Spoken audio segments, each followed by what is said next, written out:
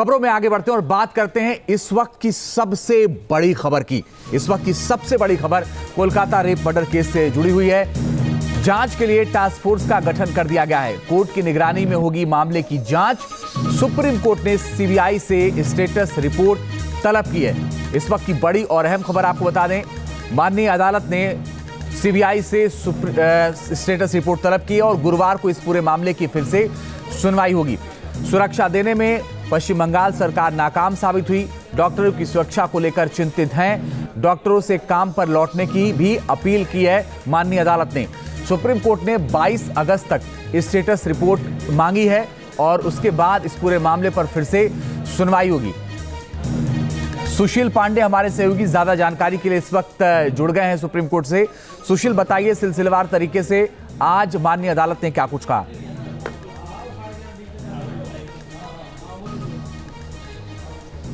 आज देखिए, सीधे तौर पर सुप्रीम कोर्ट ने इस पूरे मामले पर सुनवाई करते हुए पश्चिम बंगाल में जो घटना घटी उस घटना से काफ़ी अपने आप को चिंतित बताया और ये कहा कि देश भर में डॉक्टरों की सुरक्षा और डॉक्टरों को सम्मानित तरीके से देखने की ज़रूरत है। और इस पूरे मामले में सुप्रीम कोर्ट ने पश्चिम बंगाल सरकार के द्वारा अभी तक जो कार्रवाई की गई उस पर उसने अपनी जो संतुष्टि है वो दर्ज नहीं की। सुप्रीम कोर्ट ने कहा कि जिस तरह पश्चिम बंगाल में एक ट्रेनी डॉक्टर के साथ घटना घटी है उस घटना ने देश की आत्मा को झकझोर दिया है और ऐसे में सुप्रीम कोर्ट ने डॉक्टरों की सुरक्षा और इंस्टीट्यूशन की सुरक्षा के लिए नेशनल टास्क फोर्स का गठन किया।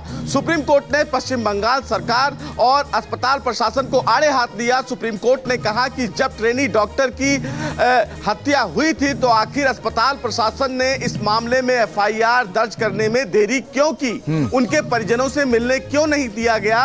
और साथ ही साथ पश्चिम बंगाल सरकार को फटकार लगाते हुए सुप्रीम कोर्ट ने कहा कि आखिर इस पूरे मामले में पश्चिम बंगाल सरकार का जो रवैया होना चाहिए था तेजी वाला, वो उसमें देखने को नहीं मिला। आखिर पश्चिम बंगाल सरकार अपने काम करने की स्थिति को अच्छे तरीके से क्यों नहीं डेवलप कर पाई। बिल्कुल सुशील, मुझे एक चीज और बताइए। सुशील, मुझे एक चीज और बताइए इस पूरे मामले में।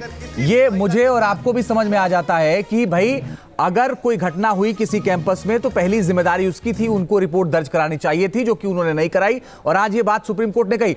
दूसरी बात यह कि जो ये नेशनल टास्क फोर्स बनाया गया, ये किस लिए बनाया गया है। और तीसरी बात कि आज सॉलिसिटर जनरल ने कहा कि ये जो घटना हुई ये उसके साथ जानवरों जैसा कृत्य किया गया।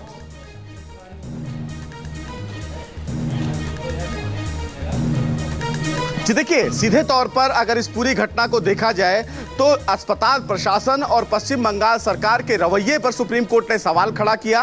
पहला कि जो नेशनल टास्क फोर्स का गठन किया गया है इसमें शामिल सदस्य देश भर के डॉक्टरों की सुरक्षा और उनकी स्थिति और वो किस तरह से काम कर पाए सुचारू रूप से, कितनी उनको सुरक्षा दी जाए, इस पूरे मामले में एक रिपोर्ट सुप्रीम कोर्ट को देंगे। उसके बाद वो रिपोर्ट देखकर सुप्रीम कोर्ट आगे बढ़ेगा। सुप्रीम कोर्ट ने कहा कि आज के समय में डॉक्टर्स जिनके ऊपर जिम्मेदारी होती है तमाम लोगों को देखने की, उनके बीमारियों को जांचने की, वो आज सड़क पर हैं और वजह यह है कि उन्हें पर्याप्त सुरक्षा नहीं मिल पा रही है। और ये केवल पश्चिम बंगाल की घटना को लेकर सुप्रीम कोर्ट ने नहीं कहा है बल्कि देश भर की जो महिला डॉक्टर्स हैं, नर्स हैं, ट्रेनी डॉक्टर्स हैं, उनके द्वारा जो पत्र लिखा गया उस पर सुप्रीम कोर्ट बहुत ज्यादा चिंतित था। सुप्रीम कोर्ट ने कहा कि आज के समय में इस पूरे समाज में बदलाव की आवश्यकता है और अगर किसी महिला के साथ इस प्रकार की घटना होती है तो हम उसको समानता के अधिकार से